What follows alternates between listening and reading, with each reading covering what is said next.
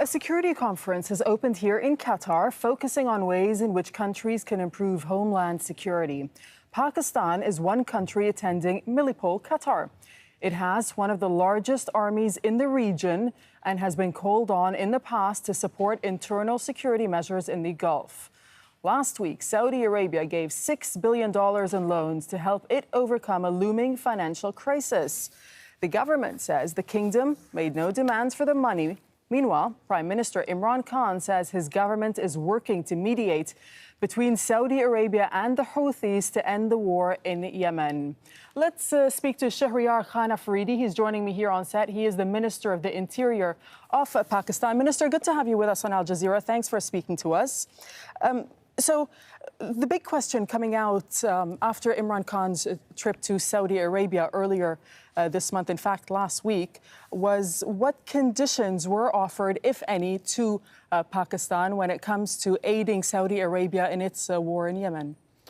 Thank you so much for inviting me. Pakistan and Saudi relation, and especially when it comes to Arab world, is exemplary, deep-rooted. And what ultimately Pakistan and the other key stakeholders in this region has realized that for today's the existing disputes among different countries and for upcoming generations, peace is the order of the day. And as far as Saudi initiative, by giving $6 billion to Pakistan, that shows the sort of understanding and mutual respect both countries enjoy. And let me assure you that this approach is applauded at all levels. But has Islamabad agreed at all to join Saudi Arabia's military efforts in Yemen? Well, Pakistan, the Honorable Prime Minister has conveyed loud and clear that Pakistan is willing to play a role of a mediator, because that is something which is very close to our heart, for the sole reason that we ourselves have suffered enormously since 1979.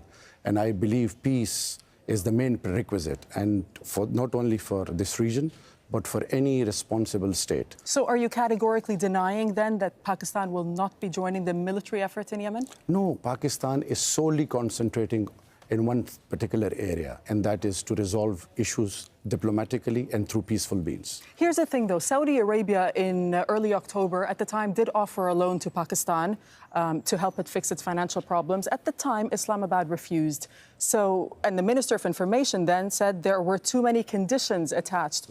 What led to Pakistan shifting its position and accepting the loan now? Well, let me tell you one thing. As I mentioned earlier, relations are exemplary. And the visit speaks in high volumes, the way the Honorable Prime Minister was welcomed, and the sort of confidence which was shown by the Saudi royal family and His Highness. So all I strongly believe in is that mutual understanding is more important than any other thing. And the sort of impact which has created, it has brought all the key stakeholders on board. And that's why the Honorable Prime Minister has conveyed that through peaceful means, all the outstanding disputes which exist in this region will be taken seriously and will be sorted out on priority basis, inshallah. Let's turn to the U.S.'s South Asia policy as well as the Taliban. So just a few days ago, the Secretary of State of the U.S., Mike Pompeo, said this, that their expectation is that Pakistan will not provide safe harbor to terrorists on their western border. He's also said that Pakistan will be held to account if they don't achieve that, if they're not sincere in their effort. What is your response to Mike Pompeo? Well, Pakistan has suffered enormously, and Pakistan sacrifice is known to the entire globe. And we have made it a point, this particular government, under the guide leadership Honorable Prime Minister, that national security is priority number one. We won't compromise. It's a zero tolerance. We are taking all out measures. Our law enforcing agencies, all the key stakeholders are working day and night. And especially my FIA has done a fabulous job when it comes to all those areas which is haunting the image of Pakistan. But let me assure you, the initiatives are unprecedented, and the message is loud and clear to the entire globe that Pakistan in achievements and its role is not only applauded by the entire But here's globe. the thing, the U.S. State Department said this in a recent report, that the government in the past year has not restricted the Taliban or its offshoot group, the Haqqani network, from operating within its territory, despite vows by the Pakistani government. So are you disputing what the U.S. State Department has to say in its report? It's not about telling each other opinion. It's all about It's not an opinion. This is a U.S. State Department report. Well, when it comes to them, they are entitled, every state is entitled to give their own opinion. But all I would say is that Pakistan is fighting the biggest war on land. We have made a lot of sacrifices. Approximately 70,000 Pakistanis lost their lives. The economy have suffered enormously. But in spite of that, the resilience speaks in high volumes. Every day, our law enforcing agencies, they are sacrificing their lives. For whom? Not for Pakistan, but for the coming generations and for the entire globe. We are fighting the war for the entire humanity.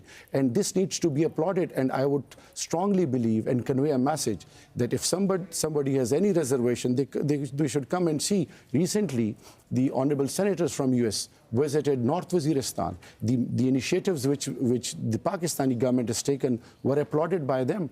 So, okay, well, speaking of the United States, then how would you describe the state of relations right now between the U.S.? I mean, the Trump administration, we know, suspended security assistance to Pakistan, and he publicly chastised Pakistan, saying that it provided a safe haven for terrorists. Well, our sole objective is to do our role, to contribute, to take exemplary measures, which we are taking.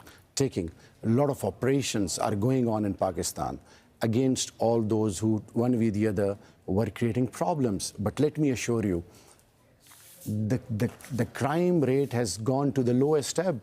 And that's what we have been conveying to the entire globe. And for that, interaction at all levels is the order of the day. Only on the basis of assumptions, nobody can decide anything. So I strongly believe in that this is high time now that we need to start giving due importance the role which Pakistan has played. And US, for example, now it is up to us to play a proactive role. Proactive diplomatic initiative is the order of the day, and to convey to the entire globe that the sort of initiatives which Pakistan has taken that are unprecedented. Internally displaced people are still in Pakistan who had to leave their own homes. They left everything for the sake of peace. All right. So this is something which needs to be applauded at all levels. Minister Shehryar Afridi, we thank you very much for talking to us on Al Jazeera.